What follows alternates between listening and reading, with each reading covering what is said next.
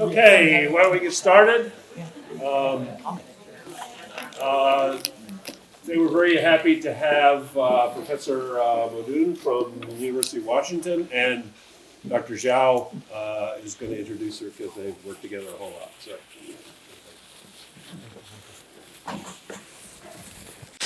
Hey, my name is Sun Feng. I teach in the urban planning department. It's a great honor to introduce Professor Moudon from the University of Washington to give us a talk. She's a professor in architecture, urban planning, landscape architecture in the College of Built Environment at the University of Washington. Also, director of Urban Form Lab. She pioneered to connect urban planning to health, mainly NIH and Robert Wood Johnson Foundation.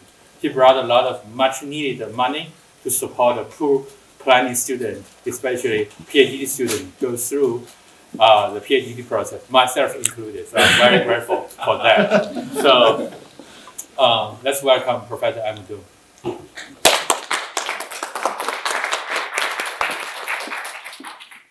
Thank you very much. Can you hear me, or do I need a microphone? You fine? All right.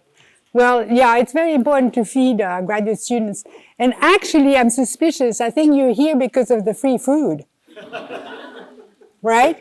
Could be, right? Anyway, it was a great pleasure to have Dr. Zhao, now Dr. Zhao, with us. And he was probably the most productive in terms of publication of the whole lab. And he was, I think, the only student that I can remember who actually published everything that he had been working on. And usually, you know, you have students who work on things, and me included. I have quite a few articles that I'm packing my office now because I'm retiring. Quite a few articles that were never published. Dr. Zhao publishes everything. It's quite impressive. Anyway, so today I'm going to try and introduce to you some of the ideas that I'm sure a lot of you are now sharing on mobility and health, and what we can do as urban planners, urban designers to support better mobility and better health. You all know now that we are in the age of the so-called Anthropocene, which is really the age of humankind, and we're living more intensely every day through the fact that we are dominating our dear Earth, and we have to do something about it. We have to be much more self-conscious about how we use our resources and how we behave. And especially for you, the young generation. For people like me, they don't need so many years or decades left. And so I won't see the future, but you are living the future and you have to deal with it. So we have also, the good news though, is that humans are moving to cities. So they are congregating and concentrating in places and hopefully able to save much of Earth from our domination. The other thing that's interesting and important, we want economic growth. We don't want poverty. Nobody wants poverty unless you're sick in your mind. You want people to be living well. But we know that there's a direct correlation between economic growth and environmental impacts and impacts of humans on Earth and what we call generally climate change. So there's this tension. How do you do economic growth without doing further damage, I should say, to climate? So I can't resolve all the problems of the Earth. I cannot deal with all the problems of the Earth in this talk. So we'll focus on mobility patterns in cities and their efficiencies or inefficiencies, and then look at what kind of impact it has on urban planning and urban form. And it's a two-way system because we have existing urban forms that influence our mobility pattern. And then we have mobility patterns that will influence urban form. And you have to look at that as a relational issues. It's a yin-yang, and they work both together. So here's a little vision of urbanization in the world. And I put Austin, Texas, or just Texas here in place. With the green being the urban areas in the 1950s and then the yellow in the 2020s. And we see that a lot of the growth is occurring in Asia, of course, in Africa also, and mainly also in coastal areas of the world. And when we look at built environment and urban form, and we don't need to have a PhD in anything to see that there's a relationship between mobility pattern and urban form. So the image of New York on the upper right-hand side will tell you that you're more likely to walk there, probably a subway. There's probably a subway with these kinds of densities. And yes, you can drive a car if you want, but it's not going to be very practical. Whereas in the bottom, the NSA campus, at the bottom right-hand side, obviously people are coming by car. With a parking lot like that, it's pretty sort of self-defining and self-determining that you will drive to the area. And then within the building, you will walk. You might have scooters. I don't know what they have in there. Wheelchairs, moving sidewalks, whatever. But it's not good. They're not going to have cars inside the building. And then on the left-hand side, you have unfinished areas in Spain, residential areas that are not so undense, but very clearly only reachable by car. And the bottom side is the slide is the Facebook campus, where there's this pseudo-urban form, if you want, where you can probably walk. I've never been there, but probably walk within the campus and between buildings. But clearly people arrive there by car because the whole area is surrounded by parking lot. So mobility pattern and urban form is pretty obvious. There's some urban forms that support certain modes of transportation and other urban forms that support other modes of transportation. Here's more example. By the way, the bottom right-hand side slide comes from Texas. Somebody gave me that slide, and I think it's very good. This is a sidewalk, and pedestrians should yield to traffic. So the world upside down. Pudong area in Shanghai, a new area that has been developed primarily for vehicular traffic and is being redesigned, if you want, and re-engineered to accommodate other kind of modes. And then the other slide, Hungary, 15 grocery stores ahead is very interesting because you can't see the grocery stores, right? And so that's why there's a sign. In the old days, you just put the grocery stores along the street and you wouldn't have to have such a big sign. And that's an area, by the way, in Seattle that's being now serviced by light rail. So it's not a bad area in terms of giving you only one mode of transport, i.e. the car. But it's not designed properly to entice people from not taking their car. So economic development, mobility, and health. Our car-centric environment affects health. And health, by the way, also is directly related to climate change. I should sort of redo that talk and just think about climate change, and I would take the health part and put climate change, replace it with climate change, and it might work, sorry. So you have four areas that are important for health, where our mobility sort of impacts health. Road trauma, air and water pollution, sedentarism, a lack of physical activity, and related obesities. And all of these health effects are related then to a different kind of mobility pattern and different kinds of reasons why or reasons behind you'd have early death. So here is an example of a chart developed by an institute called the Institute of Health Metrics that's actually funded primarily by the Gates Foundation.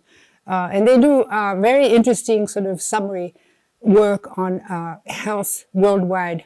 And here they looked at the impact of transport on health, world transport. And without going into the detail, road injury, in other words, people being injured and dying from road-related events, is number 8 cause of death in the world, after lung cancer and HIV, that everybody knows that's a big health problem. We have big health prevention programs in these areas, but we have very little in the way of road trauma prevention, very little. It's coming to be an important area where we know we can make a difference, because that's totally human created, right? If we didn't have, if we had better sort of way of dealing with our road or our mobility patterns, we would have fewer injuries. And so both in terms of death and in terms of dailies. Dailies are the daily adjusted, not daily, disability adjusted life years, which is a very interesting metrics for those of you who don't know what it is. It's translating you being injured, being in the hospital, being disabled into life years of, you can look at it of enjoying life or being productive for your employer. You can look at it in different sort of ways, but those are the daily, disability adjusted life years. That's a very interesting metric, probably more important for us than death, because when you think of it, somebody who's dead doesn't cost anything to society. Somebody who's disabled does cost a lot to society, to be blunt. Air pollution, of course, we know about it. Between 30 and 60% of air pollutants come from transport, whether it's particulate matter, CO2, NOx, or VOC. It comes from a lot of it comes from transport. Now that we have people in cities, then we're very concentrated in cities, and the air quality in cities then affect more people. Interestingly enough, that's a sort of fairly old slide, but it shows that different means or more means of transport, mode of transport, have different impact on air quality. In this case, those are the pounds of CO2 per passage mile traveled. So at the bottom of the chart you have walking or biking produces very little CO2. But the SUV up on top there produces 1.6 times more. So it's a choice that we make individually, but also as a society, as to which mode we want to promote, if you want, or practice, and what the impact is on air quality. Prevalence of physical inactivity. Physical activity has implication for cardiovascular disease and many other kind of diseases. That is totally related to economic development. So here, those are World Health figures. If you look at the impact of both sexes, which is in the purple, low-income countries have between 16 and 24%, let's say about 18 or 20% of the population that is sedentary. High-income countries, we get almost to 30% of the population that's inactive. So there's a direct relation at the societal level between how well you're doing economically and how inactive you are, right? So that's kind of an issue. Do you want to become rich and inactive, or do you want to become poor and active? Well, I think all of us would select rich and inactive. But at society level, it's producing a lot of problems. So let's look at activity related to mode of transport. And again, let's look at the opposite. So you have the car on the left-hand side, and then you have the cycling or walking on the right-hand side. And dark is sedentary. So when you drive a car, when we drive a car, 60% of the time is spent in sedentary activity, and maybe a little shy of 40% is spent in very light physical activity. Compared to walking, where almost 100% of the time is spent in moderate physical activity.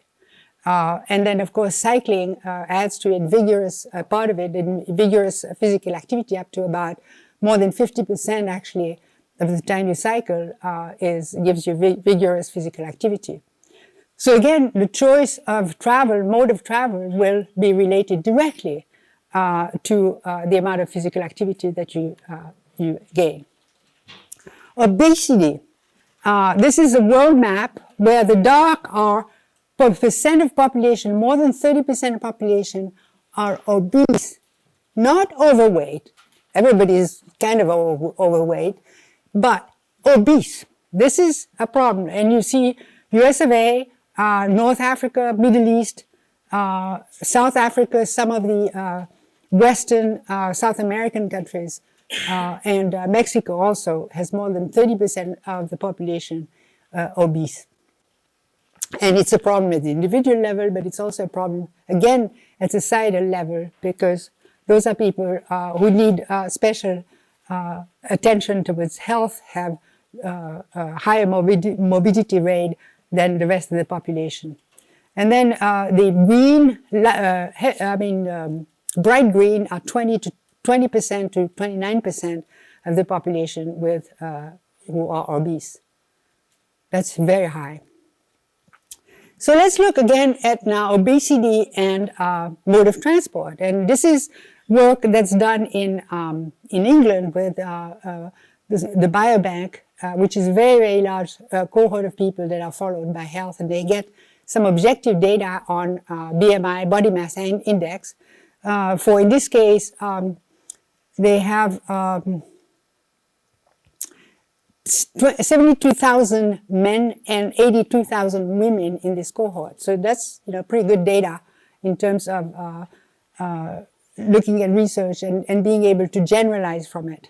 Again, the car is on the left-hand side this time, and then cycling and walking on the right-hand side. And those are the effect on body mass index weight loss. So you see that with the car, if the car is sort of baseline where you gain a little bit or you may lose a little bit by driving your car for the commute, this is commute measures related to commute. But if you commute by walking or by cycling, then you can have up to about 1.5 points of your BMI in reduction. So you have lower BMI when you select that mode of cycling. And again, those are sort of pretty convincing figures given the numbers that are included in these studies. We will say, well, we know in the US, we're guilty of driving too much, we're guilty of having too much obesity and so on. The trend is worldwide. And you look at here the world light vehicle production till 2012, and it's a almost straight line up like this. And on the left-hand side, I have my statistics. I'm laughing because I left the old figures that was from 5 years ago in to show you the growth. And in the US, in terms of a number of cars, four-wheelers that we have, we call them four-wheelers, we increased about 20 million in the last 5 years. Maybe that's a statistical sort of distortion, but the figure that is very alarming is People's Republic of China. 5 years ago, the statistics was 105 million cars, and now it's 250 in less than 5 years. So when I showed that to my colleagues in China, they were also surprised. And so there's a relationship also between motorization index, in other words, how many cars or four-wheelers or vehicles per person in a population versus total number of cars. And what is alarming in terms of the world future rate of motorization is looking at North America, you have a very high rate of motorization. Motorization is number of vehicle per thousand here population. So you go up in the 400,000 here, 400 million, I'm sorry. But if you look at the total number of vehicle, which is in the yellow bars here, we're up there. Now you look at China or even India, the motorization rates are very low. They're still very low. And yet the total number of vehicles, these are the estimates for 2035, are higher than the North American figures. And for very low motorization rates. So the more people will own cars in China or India for that matter, then these bars will go completely off the chart. Another sort of counterintuitive aspect is you would think, well, motorization is really related to the well-being, gross domestic product per person. Not really. You have a lot of variation by country. So if you take gross domestic product in black and motor vehicle per population in red, look at Italy and Greece, two developed European countries, high rates of motorization compared to their GDP. You look at Switzerland, Sweden, and Denmark, sort of greener, quote-unquote, countries, they have lower rates of motorization. But, and the difference in gross domestic product is not that great. Italy is not that much lower than even Sweden or Denmark or the UK for that matter. So it's really a policy matter. Motorization is really related to policies, not just economic status. And it's a choice. So that, to me, that's what's interesting, is that it's a policy choice more so than an economic development aspect. Other aspect, how good are our cars? Well, they're pretty inefficient in cities. And here, by chance, there's Austin, because that data is from INRIX. They keep track of a lot of data on cars and travel. And here, these are the cities in which they did the research, and they found that average driving speeds in 2013 in Austin, and I don't think they've been going up, to tell you the truth, 6 miles per hour. Congratulations. Pittsburgh is doing better, London's doing better, and Los Angeles. The point here is, actually it's good that it's so low in Austin, because that may be a reason for not taking the car so much. One of the issues that we have is this supersizing. And that is in many ways a sort of a North American, I was going to say problem, but it's not a problem. It's because a lot of people admire the North American supersizing of things. But it comes back to haunt us. So we supersize bodies, servings, cars, and street blocks, cities too. Here's the body, here's the food, here's the car. And I chose purposefully, a little car like this lovely Porsche. Even then, it's kind of amazing. Why is it much bigger? Why don't we make it sort of lighter and yet more efficient? Supersizing, the light trucks now are becoming the big, and SUVs are becoming really the big change in the car industry. In the US, in 2017-18, there was a drop by more than 9% in the cars being sold. Light trucks and SUVs, light trucks increased by 16%, excuse me, and SUVs by more than 21%. And they're being really promoted throughout. I mean, if you just look at the advertisement these days, that's all the cars that are being advertised. And there's a big change in the kinds of cars that people drive, which is really surprising to me, because just as we're becoming, or society in general is becoming more aware of the problem with climate change, we are also buying bigger cars. And this is not only in the US. You have that in Stockholm, Sweden. The number of SUV in Stockholm, Sweden is mind-boggling. Here is the kind of impact. Another threat is e-commerce. We don't talk about it very much, but the numbers are quite astonishing. And the projection is that the street level retail may become all of that, packages on the street. So you no longer have shops on the streets, you have now packages. That's an exaggeration, but we don't have, there's not much exaggeration in terms of, for instance, number of malls that are closing. The upper right-hand side is a slide of Amazon actually moving into one of the malls. I don't know where it is exactly, but you can Google that, and there's a whole history of reusable malls in the US. That's actually fascinating. So we have definitely retail is changing in cities. There's a lot of empty retail. It's true also in the UK. In the UK, they're much more aware actually of the phenomenon. and that is due to e-commerce. 8 in 10 Americans are online shoppers. The figures, again, I don't want to sort of recite all these figures, but they are quite alarming to see how much people now shop from their bedroom or their living room. So that sort of immediately sort of translates into low demand for commercial real estate. And if you have fewer street level retail, you have less incentive really for walking to your retail, right? If there's no shops there, you stay home and you have less physical activity, you have less activity. It's a vicious circle of making the cities less and less lively. There's an increase in urban freight,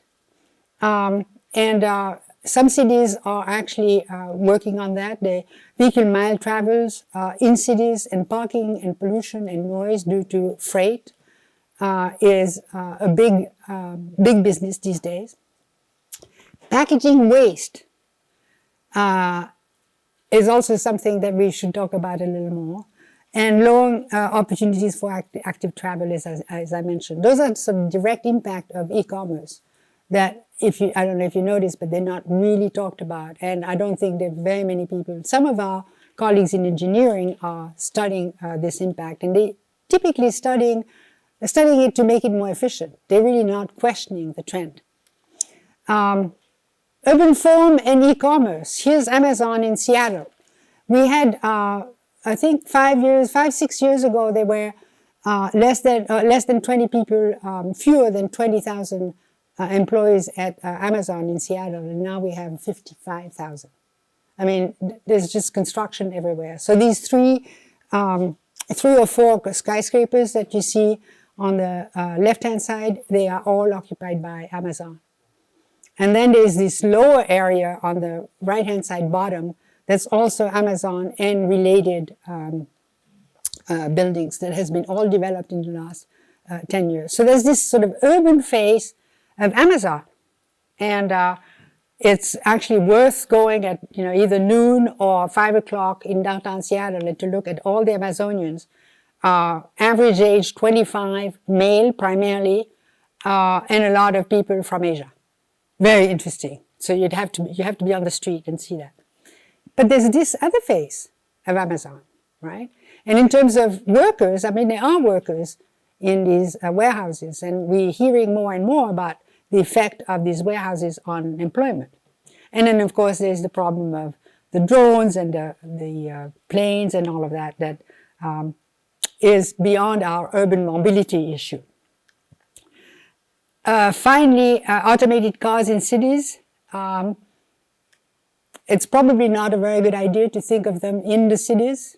Elsewhere, it's probably a good idea, but we have to be really careful. In terms of space, the sensors require much more space for the cars than humans. Look at the distance between the vehicles on this slide.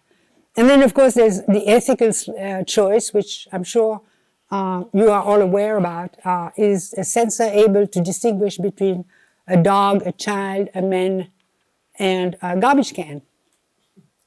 That's a big issue, and which we're spending a lot of money on research on this kind of issue, so that the machines can make the difference between them. And I personally think, if you're interested, I personally think it's very interesting, challenging set of issues from a technical perspective. I also think that is something that we should not even think of bringing into the cities. If we're concentrating people in certain areas, then let's have the human dominate, not the machine. And then the big thing about automated cars is that we are being told that it's a transportation improvement, quote unquote, when actually it's a further grab for data. When people are in cars, it's much easier to know exactly what they're doing than when people are walking around.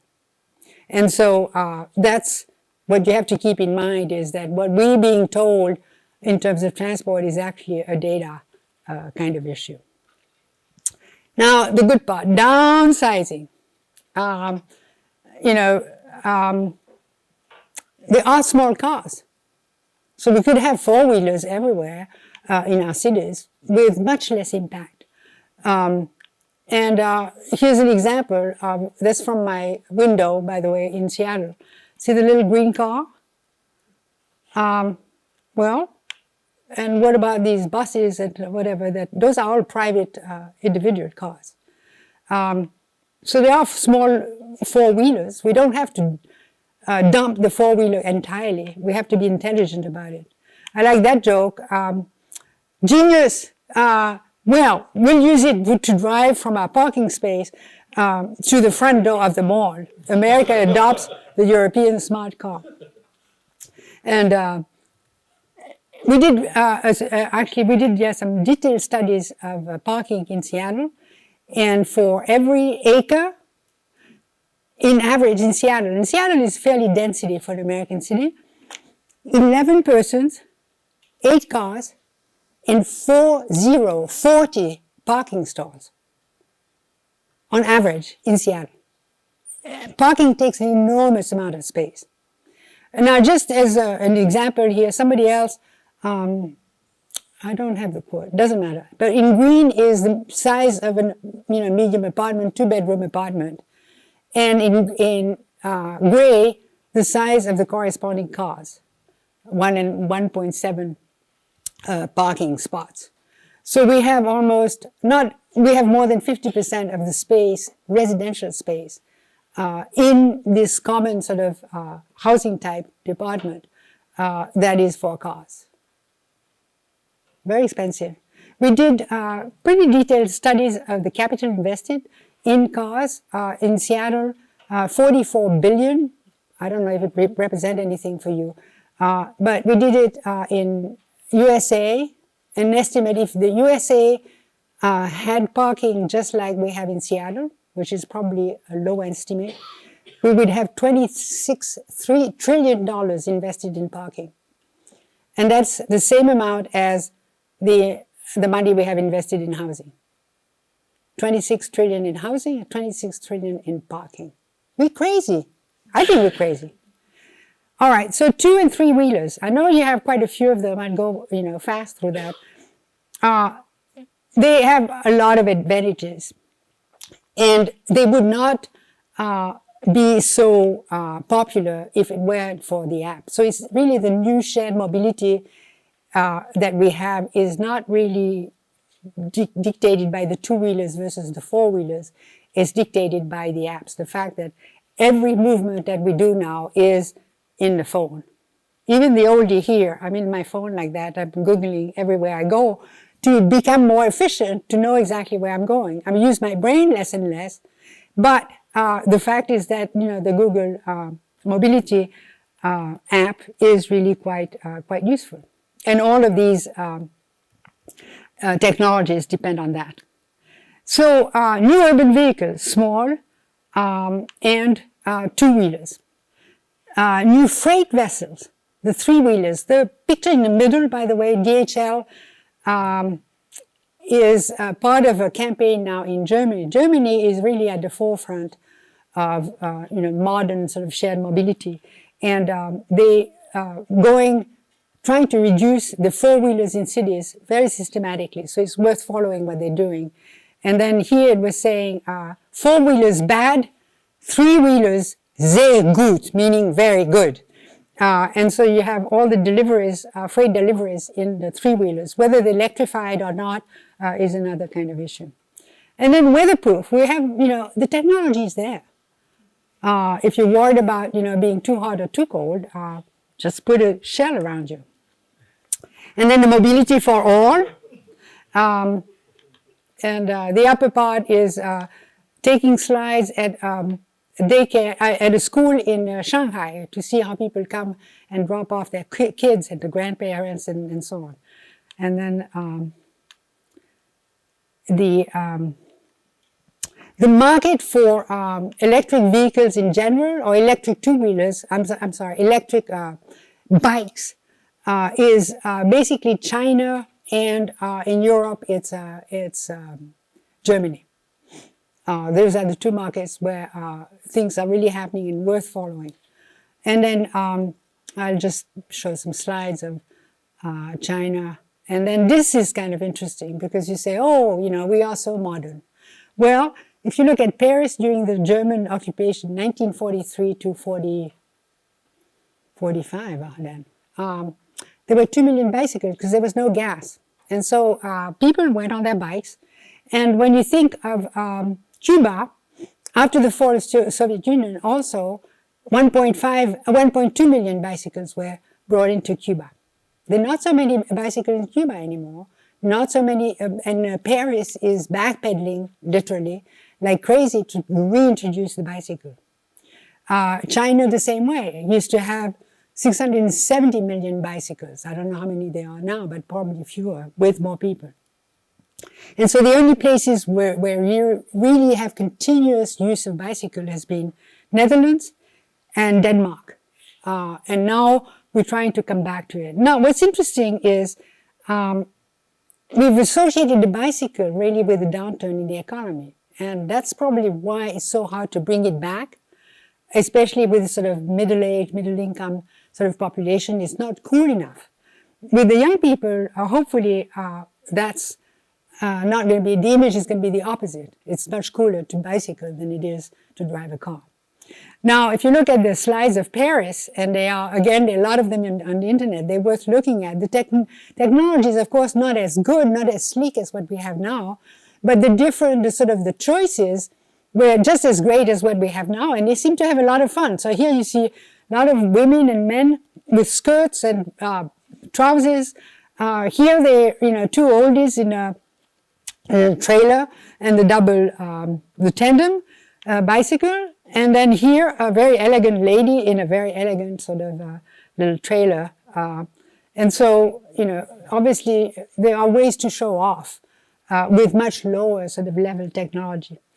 So what are the advantages of powered two-wheelers?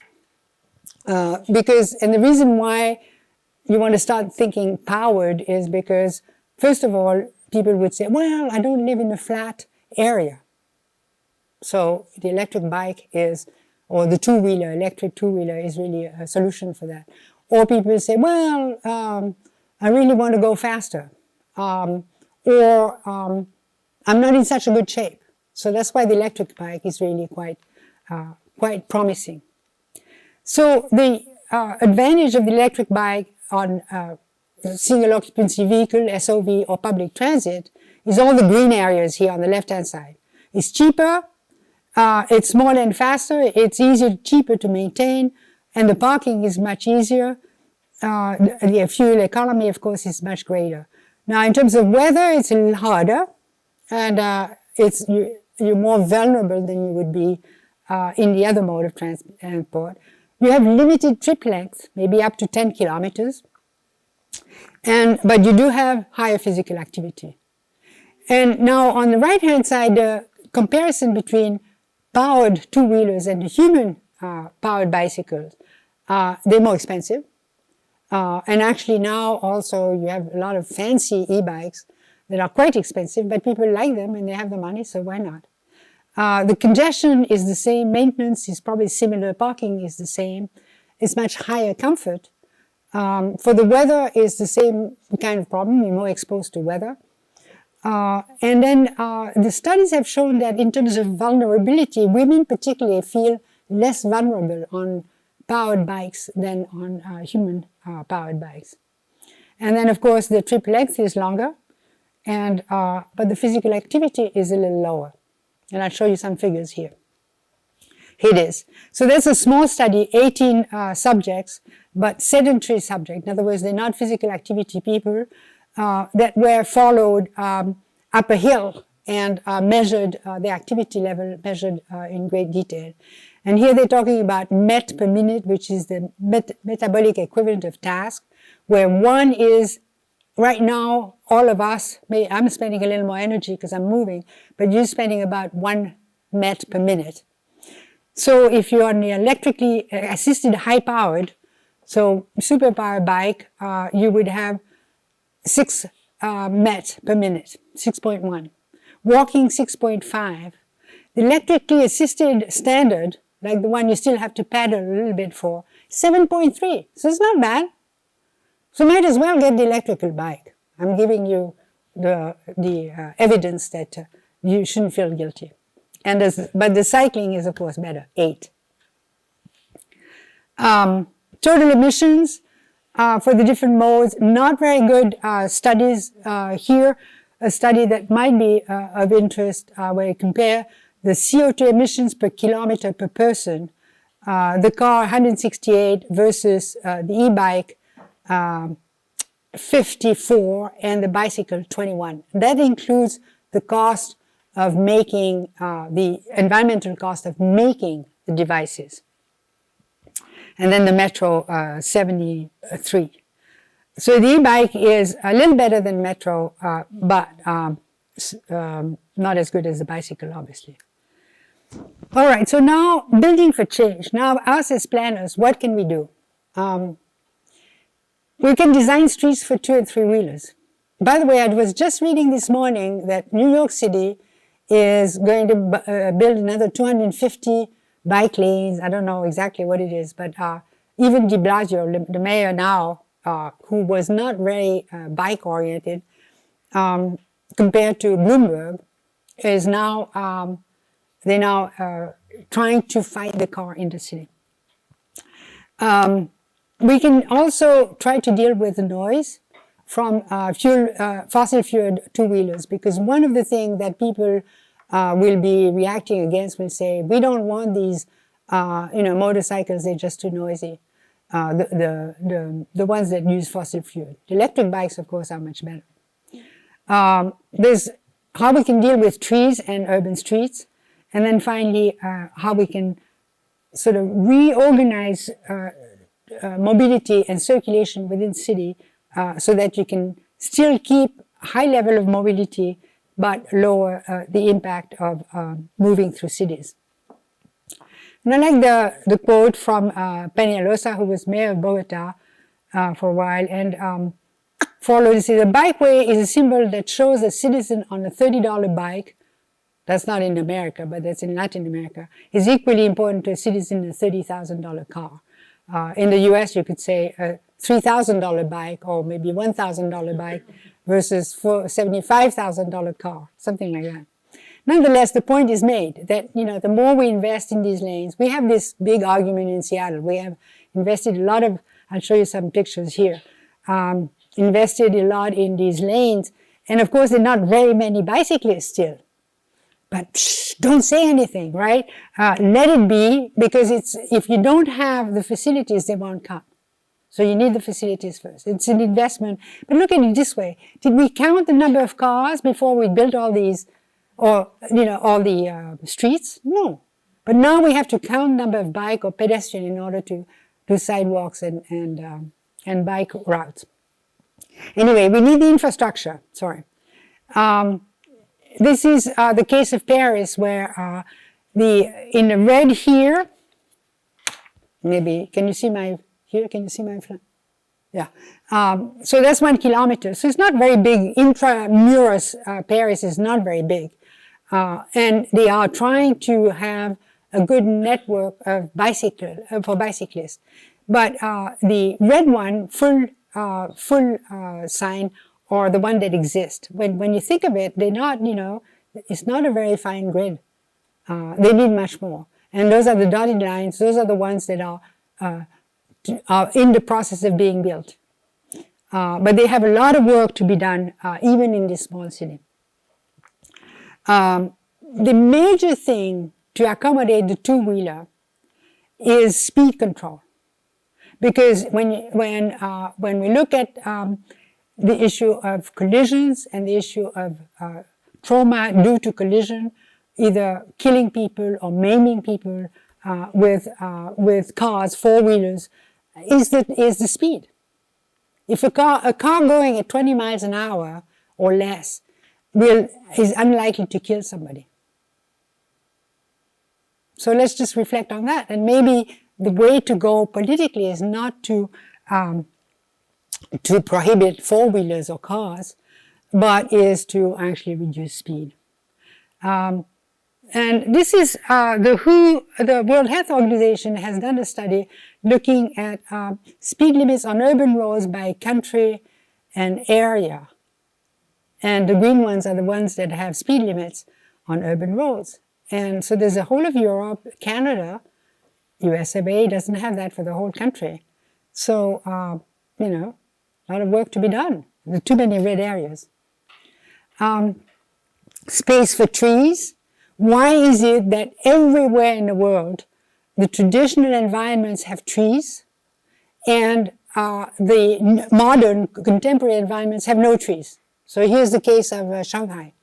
But, you know, walking in Austin, all the environment that were built up to the 1920s, 1930s, they have trees. And the new ones have very fewer trees. I have my theory as to why it's like that, and I will not bore you with those. But the fact is there, and so we need to plant trees.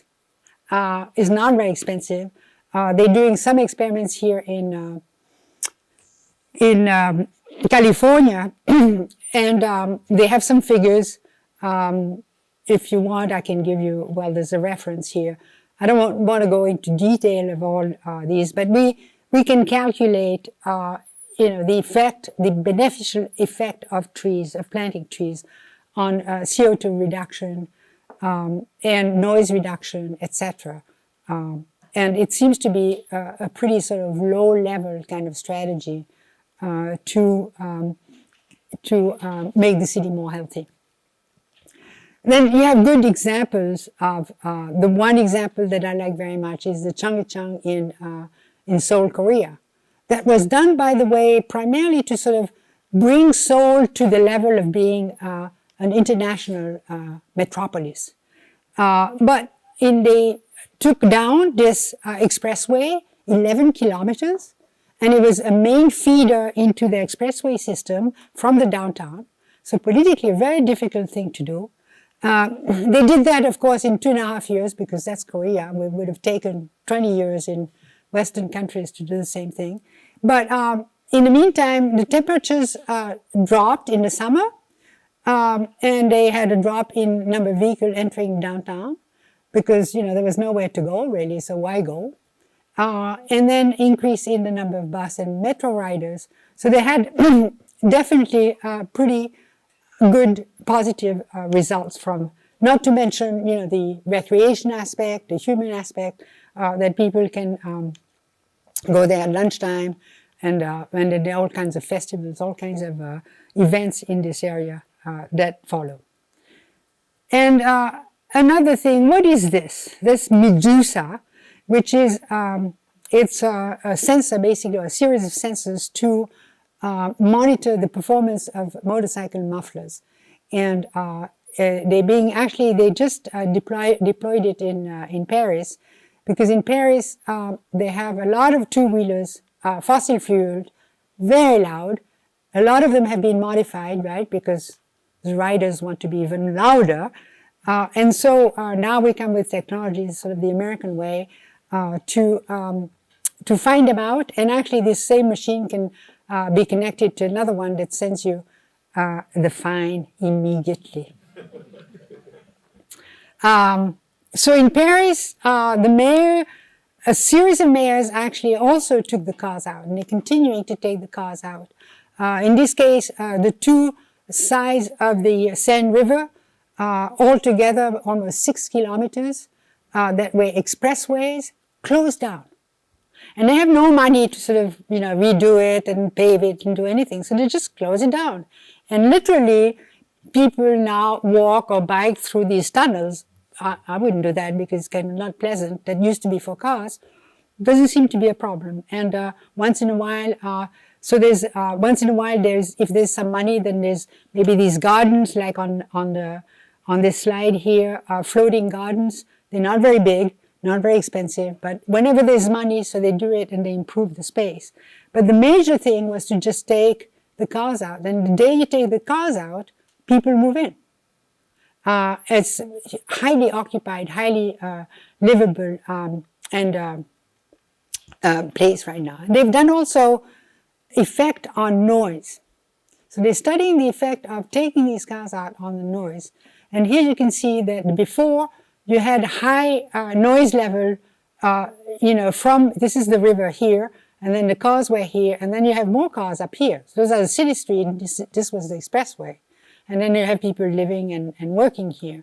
And so now what you have is this area is much less noisy, but it is still very noisy for the people who live there, because you have the same number of cars right here in the upper part. Then they map it also to look at exactly the distribution of the noise level in different parts of the city. And by the way, the techniques are there, they're programmed. It's not so difficult to measure noise. You just have to go, take the measurements here and there, and then run the models. Some hopeful, I don't know if you saw that, but some hopeful changes on the left-hand side is in London. You have two air raid shelters that have been transformed into farms. And then in Paris recently, an underground car park, was transformed into a mushroom farm. Now those are sort of boutique, projects, but very good ideas of rethinking the use of space in cities, and dark spaces for that matter. So I'm getting to the end there. I need to get going. Of how to start thinking about the city with mobility in mind and the new technology in mind, and improving the impact on human health and climate change in the future. The first thing to go back to is the idea of neighborhood. Neighborhood was in late 19th and early 20th century a big thing that what planners work with. And we have here the example of Clarence Perry in 1929. I'm sure you've all seen that. This notion, which was really an American invention, because cities in America were growing fast, and there were all these immigrants coming in and so on. And so planners were thinking of how do you organize a city with these mass movement. The same idea was then used by the new urbanist and rethought as a different kind of neighborhood. If you go to Asia, there were the workers' communities were also the same kind of model neighborhood. And the reason why they're all the same is because it makes sense. We all live in areas where we need some housing, we need some schools, we need some shops, and it's cross-cultural. The detail of how you organize it becomes culturally bound, but the idea itself of the neighborhood as the building block of cities is really quite universal, and it makes sense. Here are examples of how actually, very interestingly, the Asian cities, both Japanese and Chinese, and there's work coming out now that's quite telling, were organized based on the idea of hierarchy of rows and superblocks, which, by the way, Paris neighborhood unit had that. The idea was to have peace and quiet inside, and then you had the major highways for mobility on the outside. So it was a superblock of some kind. So the same idea in the old Beijing cities, in contemporary Beijing, and then here some ideas of how you actually conceptualize it in some Japanese cities, and here they call it the hard shell soft yoke approach, where you have high density around the superblock and then lower density in the middle. Now, how's that sort of concept of the neighborhood and the hierarchy of street sort of related to mobility? It's actually pretty simple. When you think of it, if the walking, because of the speed and because of who we are, has a limited range of 0 to, let's say, 1 kilometer. You can change that to 2 kilometers depending on where you live. It doesn't matter, but it's a small range. Then you take the bicycle, it's a little bigger range. I put 0 to 4 here. Well, maybe it's 0 to 3, maybe it's 0 to 6, I don't know, but it's faster than, longer distance than walking. Electric bike, higher than bicycle. Bus, higher than electric bike in terms of range. And then the bus rapid transit or the metro, even higher.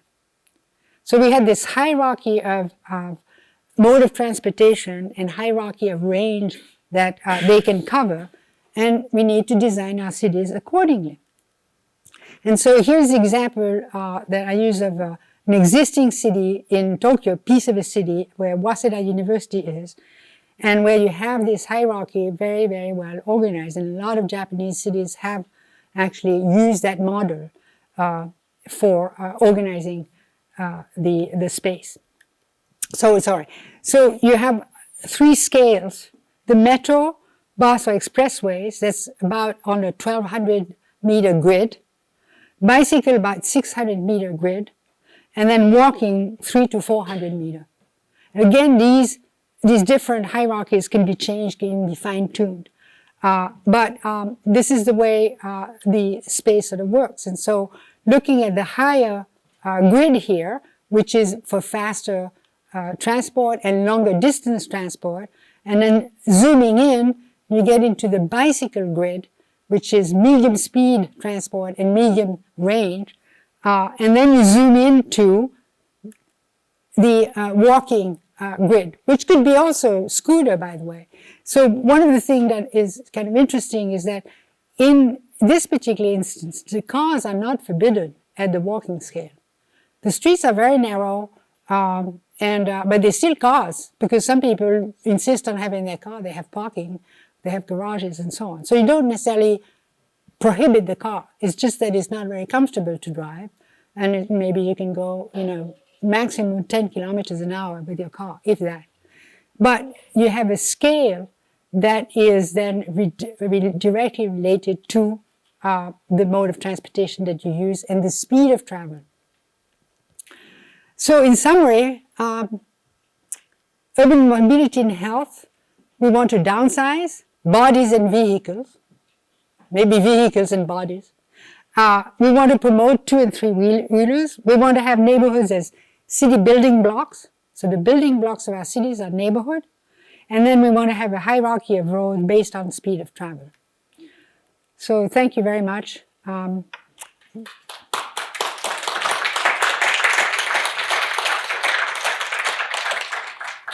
Questions?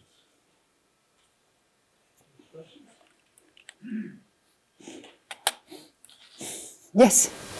Is there any sort of high-speed personal transport similar to the electrical bikes that's accessible for like the disabled? You mean high speed, like? Like around the speed of the electrical bikes, where you can go uphill relatively quickly. Don't you have the electric wheelchairs? Aren't they pretty fast? Not. I guess that's what I'm asking. Are there wheelchairs that can accomplish things that bikes can do? I'm not really sure. Well, I've only ever seen ones that they go like 2 miles an hour. yeah. I'm not really familiar, but I've seen them that they go a little faster than that. But I don't know if it's related to the mobility sort of challenge that people have who are in them, right? Because even an electric bike, I mean, you have to be sort of able-bodied, right, to be on an electric bike. So I don't know. Maybe some people are technologically more advanced than I am. Do you know about wheelchairs or small 4-wheelers, right? That's what you're looking for. A smart car could do that, right? For disabled people, you could use a smart car. When it comes to design neighborhoods or cities, and then if there are implications for, say, transportation emissions pollution. So we promote high-density mixed use, but actually that will lead to a concentration of vehicles, whether it's motorized vehicles or e-cars or e-bikes, and then also involve the different traffic flows like stop and go, which means a higher concentration of emissions pollution. So this is kind of a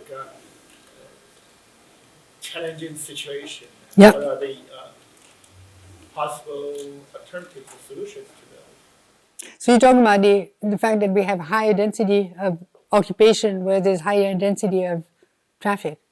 Right. Yeah, they're like the egg yolk, hard shell egg yolk, scheme. Yeah, is an issue because you put all the people along sort of heavily polluted areas, right? And we have that in the U.S. In the downtown people. I mean, I live downtown Seattle and I have a lot of pollution. And all my friends living in the neighborhoods, right, and including noise pollution, they're all fine and dandy because they're very low density. Yeah. I don't think there's a sort of straightforward solution, except, for instance, pollution. I know from my experiment, my windows on the street side are black. On the back side, they're not. Right? So at least for particulate matter, I think the rest of the air is the same, but particulate matter is on the street side. In terms of noise, they've done studies of putting bedrooms. They did the studies in Sweden, of course, the perfect country, right? So the studies of people sleeping on the street side versus the garden side. And a definite advantage of sleeping on the garden side. So, I think it's sort of at this level that we have to deal with it. In other words, be much more refined, that you have, some sides of urban life that are more polluting than others, and then we have to sort of organize ourselves this way. But we have the same thing with the bicycle, right? In other words, you're a bicyclist and you're breathing all, the exhaust from the cars. Now, again, some studies have shown that you breathe actually a lot of bad air when you are in the car because of the recycling. But the worst, by the way, air is in subways. Yeah, European subway. I think part of it, European, because I think the Asian ones are newer. I think part of the thing in Europe is that nobody washes these darn thing ever. I don't know if you notice, right? So they've just been there for 100 years and you don't even think of washing them. So of course it's a little polluted, right? And so there's a lot of work, and I don't know why there's not more interest in doing this sort of more refined kind of work, because we cannot escape living in cities anymore, right? We might want to go, in the open space, but it's not going to be possible. Except for the, very, very rich. And if we really want to think about the future, we have to think of, we cannot escape our humanhood in cities. And so let's do the detailed studies.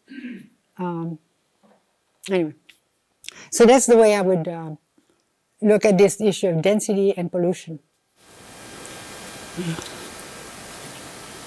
Yeah? If you compare the daunting and frightening facts of the first part of your talk of a losing battle with the hope that you're expressing in the second part of the talk, isn't this suggesting a very different role model for the professional, and particularly planning and urban design becoming much more advocacy-based? Yeah, but I think the kind of advocacy that's needed is with, information. In other words, it's not really, I know what's good for the future, but, we have to have the information. And that's why I like to use the World Health Organization kind of, statistics, is because they don't really have a stake in the local. They have a stake of the world, right? And so you bring that kind of information at the local level, hopefully people feel less, personally sort of attacked, because that's one of the problems, right? At the local level, they think that you want to change everything, but you come with sort of high level reasons for changing. I don't know. Really quite a lot happening that is extremely positive in terms of grassroots action. I think we are beginning to get mind change on the part of some development enterprises and housing advocacy groups. So this can begin if we are much more engaged, can bring about a quantum fight back, because it looks as though it's not a question of taking a gentle approach, it's a question of taking a far more aggressive approach, because we're losing a major battle at the moment. And so at a city level, I think there are hopes in terms of, and if you take the Dutch model, which is very much community-based and advocacy-based planning, which has brought about transit and bicycle routes and reduction of pollution, it's transforming the understanding of cities, whereas we tend to sit back in the United States and accept what council members are telling us what to do, and really seeing the status quo as being the norm. Yeah, but it hasn't been always like that. And because in the U.S., the reason why we don't have more freeways or expressways in cities is that it was people who literally sort of put their bodies on the ground and said, we don't want any more of those, right? So it may be a state right now that people are more complacent. We certainly, the homeless problem is what really surprises me, that there's not more advocacy with the homeless problem in US cities, because that's quite visible, quite immediate, as opposed to air pollution that kills you little by little, right? Or the cars, they kill you, they may kill one member of your family every 10 years. So the effect is not like the homeless that you see the homeless all the time. I don't disagree with you, but let me ask you the question, how would you change education and planning education to do that? Well, I think we are trying to change education, but it's extremely difficult because professional areas put up firewalls against each other to teach interdisciplinary work in almost any university is very, very difficult, and looked on part of a suspicion to take on new approaches where you're really engaged with communities and you're doing field work, to look at projects in a very different way.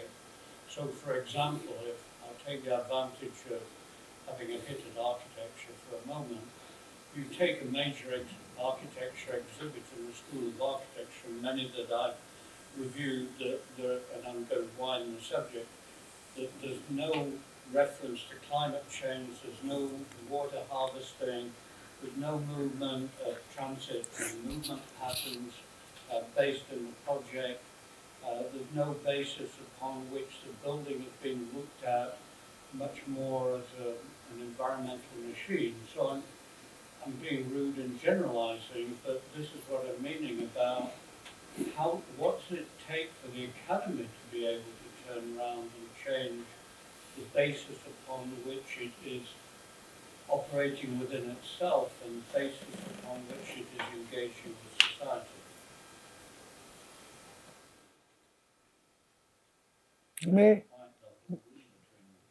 No, I don't have the answer, but I don't have the answer, except that, if you look at generally how change takes place is that things have to get really bad before people want to change, right? And so,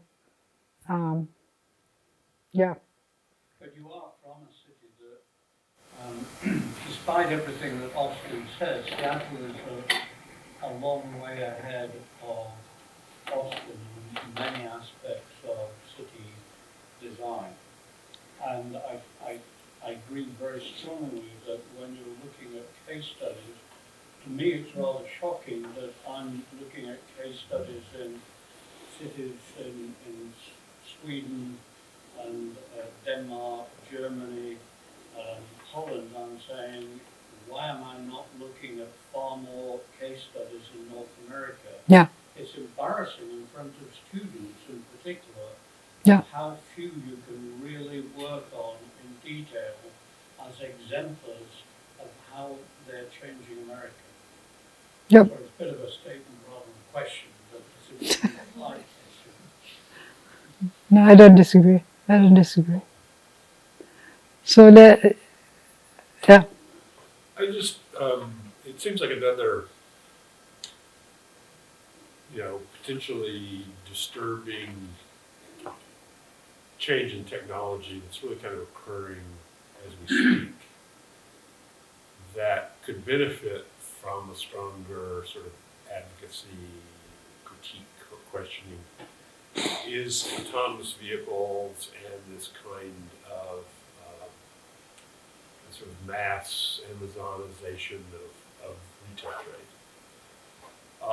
Both are progressing very rapidly, certainly Amazon faster than autonomous vehicles, which I think is more 20 years off versus 5 years off situation. But both, I mean, on the autonomous vehicles, I mean, the research is starting to really become more and more decisive.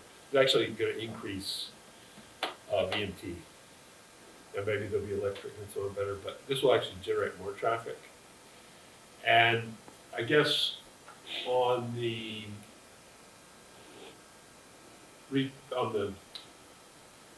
sort of internet-based retail commerce, it's not obvious it would necessarily generate more, VMT. Is there research, I guess, to kind of verify the impact of e-commerce on kind of transit in some kind of aggregate sense, or VMT? I haven't seen, like major studies there. I have some of my colleagues, so you might want to look also in your university. Some of my colleagues are looking at, are arguing that actually it's cheaper for all of us to sort of go through the e-commerce in terms of transportation than it is to all of us going shopping on our own. Yeah. But I am very suspicious of their research because I think that they're not really looking at the individual because we don't have data. There's another problem. I'll get there later. But they're not looking at, they're looking at the potential. In other words, if we all, let's say, did our even grocery shopping through the web, and then, you let the sort of, the freight people sort of distribute it. And if they do it rationally, yeah, maybe it's better than, everybody going with their car to the supermarket. But the way I see it, so they see their point, that level. But the way I see it is, it doesn't happen that way at all. That people sort of say, oh, I need toothpaste and this and that, and duck, ask for toothpaste. And then industry, Amazon or the others says, oh, she needs toothpaste, and they go like this in the truck. So everything is sort of based on these, orders and just-in-time idea, but not the idea of saving money for everybody. The idea is actually to service me so well that I will continue to always order my toothpaste through the web. And so to me, this is like, I live in a high-rise building, and there's a door person, and at 11 o'clock in the morning, the door person is behind a pack of packages like this, and scans every label. And I'm thinking, I'm paying for it, right? Because it's the door person. But nobody sort of even questioned that cost. And those are, by the way, so we have 160 apartments, and there's 40 packages on average per day, excluding Amazon, because Amazon have their own delivery. So what is it? A fourth of the people order something every day. And I've seen, and we have 2 grocery stores within a block. And I've seen people order their medication, they order, I don't know about toothpaste, but, the medication, and waiting in the lobby because their medication has not arrived, and they could cross the street and get their medication. Right? And so anyway, so there's a package like this, and then we have the recycling on each floor. And on my floor, I don't know how many times the recycling is full of these packages, and people don't even collapse them, right? and somebody picks up the package and then puts it somewhere, and then somebody recycling it, and then takes it all the way to China. And now China is saying, no, we don't want to take the package, right? So I don't think anybody is doing the studies yet. Do you? Maybe, no. Do you know people who are doing these studies? Not exactly. At the micro level like this? People from the environmental area. Planners. Well, there's some studies that look at truck and freight traffic generated by Right, the giant right, warehouses right. and their effect on kind of Right, proximate right, interstate systems right, and so on. right. Yeah. It's overall systemic analysis I can see. So, That you were describing. Yeah. so the city of Seattle has now this, because, okay, let me backtrack that. Amazon have their own lockers, right, in their buildings. So they put their own lockers. And now I think all new apartment buildings have lockers, right, for the e-commerce. And so they're dealing with that. And then the city of Seattle funded some of my colleagues to do that, to do the studies for office buildings. And they also doing an experiment with lockers. You know what they worried about, city of Seattle? Congestion on the street. And the use of curb space, because they want to take the curb space to do bike lanes and, you know, whatever else, or maybe also their parking, right? Because they charge for parking. And so they don't want all these trucks to use the curb space, the city. So what I'm seeing is a lot of people thinking at the micro scale, like, you know, what's best for me, but nobody's doing it in the overall study of what it means.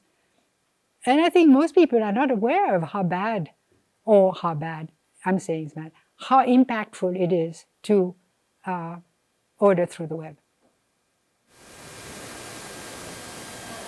I have more of a comment than a question, I think, but just based on the topic of e-commerce, I think also we need to look at how that really is going to change our streets, Yeah. the way that we do shop. I mean, we're looking at this street, even in this image right here, and retail's not going to look the way that it looks. As it is today, I don't really go to the store anymore and find what I need because they don't have it. I have to order it. Like, it's not even an option to go to the store anymore. So I mean, it's just like a general like thought. It's like, what is a neighborhood gonna look like? I like the idea that you're going back to this idea of like designing for the neighborhood, but what does that even mean? What are we gonna be able to find in our daily needs in retail? That's a very good point. It's a very good point. Self-fulfilling prophecy, isn't it? That you can't find what's in the store, so therefore I go on the web. And yours truly, I mean, I have to do that sometimes because, you know, I don't have like 5 hours to go get, you know, the little sort of whatever. I mean, I have 2 small children, and they are probably not going to know what it's like to actually go shopping. Like, that's not going to exist in their life. Like, I don't think it's going to be that radical, but certainly it's different. But you notice already the shops are much more like museums than they are, or places, you know, to go to and socialize than they are to really buy things.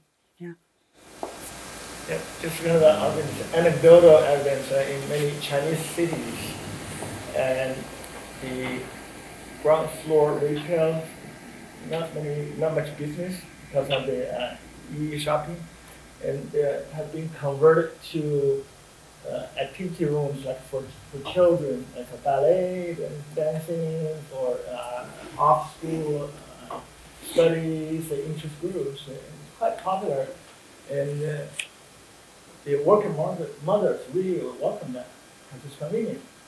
So I guess maybe it's time for us to rethink about the way of doing retail. The traditional way for following the streets in a different way. Different activities that define streets or street space and street activities urban life. No, absolutely. And for instance, we have a department of real estate. We were talking about that. And I want my colleague to look at retail. You know, like, I said, why don't you just, you know, don't even do any thinking, but collect data on retail in Seattle, because the planners were still requiring street level retail for any development in sort of higher density areas in the nodes. But it's no longer, I think it's no longer sort of economically feasible. It doesn't make any sense because There's not the demand for retail like this. So the planners, they're not changing the rules, and so developers are still building all these buildings with retail. The real estate people are not even studying the fact that their own cannot rent the retail anymore, so they have to do, the ballet, have the ballet sort of outfit, sort of renting the space. And I agree, but I think that's what the other gentleman was saying, is that in academia we're so slow at changing and saying, oh yeah, in 10 years from now, well, I noticed that. And I said, why didn't you study it? Oh, I have a comment about retail. So the building across from me, that's a new building. So there's a pharmacy, one of those chain pharmacy that says it's local because it used to be owned by a local person 50 years ago, right? So they say, your local pharmacy. So very interesting. So they have almost block long pharmacy. I mean, it's not just pharmacies. What are they called? A convenience store and pharmacy. It's almost block long, so very big, but it's very shallow. Very unlike the old shops used to have very small street front and very deep, because you paid the real estate was the street front, the exposure to the street. But now, because there's so little retail, so they have the whole block long exposure, but it's very shallow. And I think in the back they have probably parking or something. So it's a very different form, building form. The shop houses that you have all over the world, or row houses, they're always narrow and long, right? Because what cost is the exposure to the street. But now exposure to the street is no longer sort of an economic dimension, it seems. So that was a kind of interesting change. Yeah. Thank you again.